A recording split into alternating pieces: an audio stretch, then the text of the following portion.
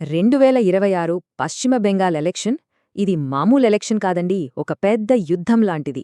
ఒకవైపు అధికారంలో ఉన్న తృణమూల్ కాంగ్రెస్, మరోవైపు వాళ్ళని ఢీకొడుతున్న బీజేపీ. ఈ మొత్తం పొలిటికల్ ఫైట్ని అర్థం చేసుకోవాలంటే ఒకే ఒక నంబర్ చాలు. అదేంటో తెలుసా? అవును, 0, 0. ఈ ఒక్క నంబర్ బెంగాల్ పాలిటిక్స్లో ఎంత పెద్ద మార్పొచ్చిందో చెబుతుంది. ఒకప్పుడు ఏలిన పెద్ద పెద్ద సామ్రాజ్యాలు ఎలా కూలిపోయాయో చూపిస్తుంది. నమ్మటానికి కొంచెం కష్టంగానే ఉంటుంది కదూ, కాని ఇది నిజం.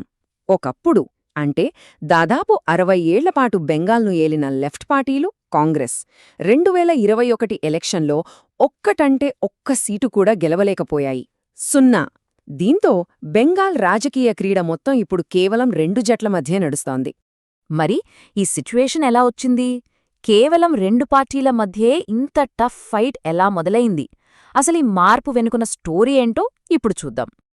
చూడండి, ఈ మార్పు అనేది ఓవర్నైట్ వచ్చింది కాదు. అంతా మొదలైంది 2011లో.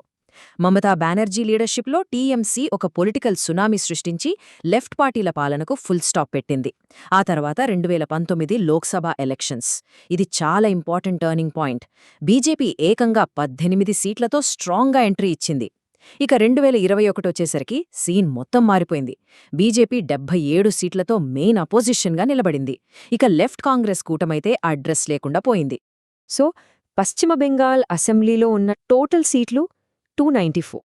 ఇక్కడ గవర్నమెంట్ ఫామ్ చేయాలంటే కావాల్సిన మ్యాజిక్ నంబర్ 148. ఈ ఒక్క నంబర్ కోసమే అసలు ఫైట్ అంతా.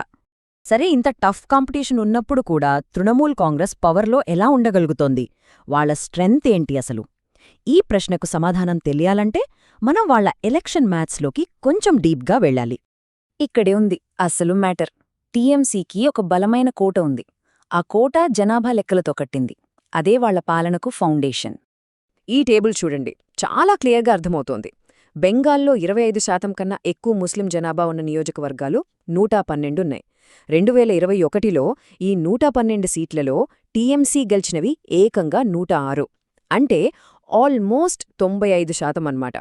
ఇక మిగిలిన 182 సీట్లలో ఫైట్ చాలా టఫ్గా ఉంది. సో ఈ 112 సీట్లే మమతా బెనర్జీ ప్రభుత్వానికి బ్యాక్బోన్. ఇది వాళ్ల బలం మాత్రమే కాదు, వాళ్ల సర్వైవల్కి ఆధారం.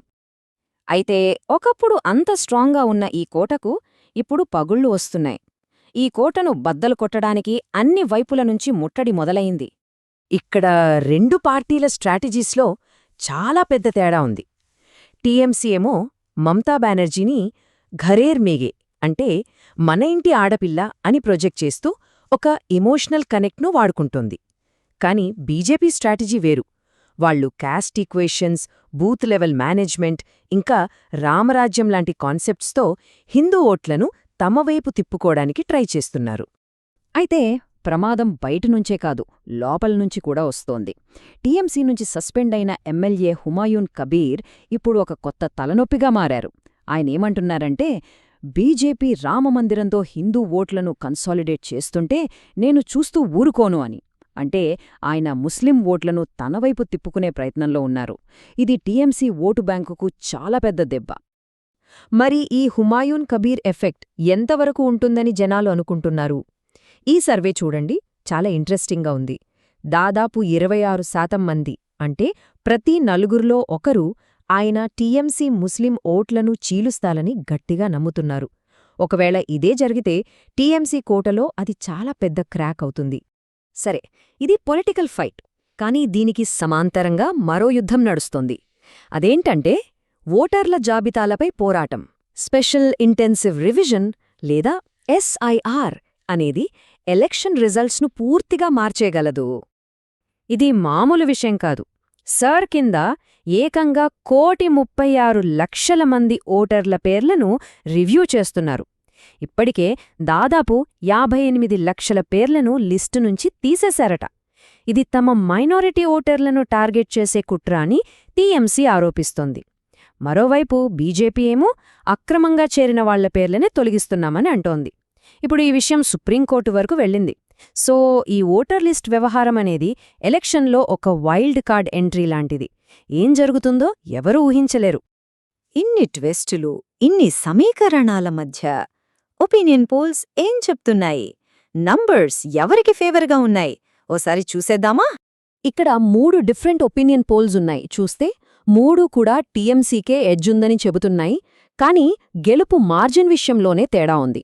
ఐఎన్ఎస్ఓ ఓట్ వైబేమో టఫ్ ఫైట్ ఉంటుందంటున్నాయి, కానీ పోలీక్యూ సర్వే మాత్రం టీఎంసీకి వన్ సైడ్ విక్టరీ అని అంచనా వేస్తోంది. సో ఈ డేటానంతా చూస్తే మనకు 3 పాసిబిలిటీస్ కనిపిస్తున్నాయి. సినారియో ఏ, ఇదే జరగడానికి ఎక్కువ ఛాన్స్ ఉంది. టీఎంసీ మళ్ళీ గెలుస్తుంది, కాని మెజారిటీ కొంచెం తగ్గుతుంది. Scenario B, fight neck to neck ఉండి కౌంటింగ్ రోజున ఎవరు గెలుస్తారో చివరి వరకు టెన్షన్ ఉంటుంది. ఇక scenario C, BJP government form చేయటం. ఇది జరగాలంటే మాత్రం టీఎంసీకి ఒకేసారి చాలా విషయాలు వ్యతిరేకంగా జరగాలి. అందుకే అది కొంచెం కష్టమే. ఎలక్షన్ రేస్ ఇంత టైట్గా ఉన్నా సరే నెక్స్ట్ చీఫ్ మినిస్టర్ ఎవరవ్వాలి అని అడిగితే ఎక్కువ మంది మమతా బెనర్జీ పేరే చెప్తున్నారు. సర్వేల ప్రకారం సువేందు అధికారి కన్నా ఆమె చాలా పాపులర్. ఇది టీఎంసీకి చాలా పెద్ద ప్లస్ పాయింట్. చూడండి, ఒకవైపు దశాబ్దాల రాజకీయ అనుభవం, తిరుగులేని ప్రజాదరణతో మమతా బెనర్జీ ఉన్నారు. మరోవైపు ఆమె కోటను బద్దలు కొట్టడానికి పక్కా లెక్కలతో పక్కా ప్లానింగ్తో బీజేపీ వస్తోంది. హిస్టరీ చూస్తే మమతా గెలుస్తారనిపిస్తుంది, కానీ మ్యాథ్స్ చూస్తే మాత్రం ఇది చాలా టఫ్ ఫైట్ అనిపిస్తుంది. మరి 4 సార్లు సీఎం అయిన ఆమెకు ఇది మరొక చారిత్రక విజయమవుతుందా, లేక ఆమె రాజకీయ ప్రస్థానానికి ఇది ముగింపుకు ఆరంభమా?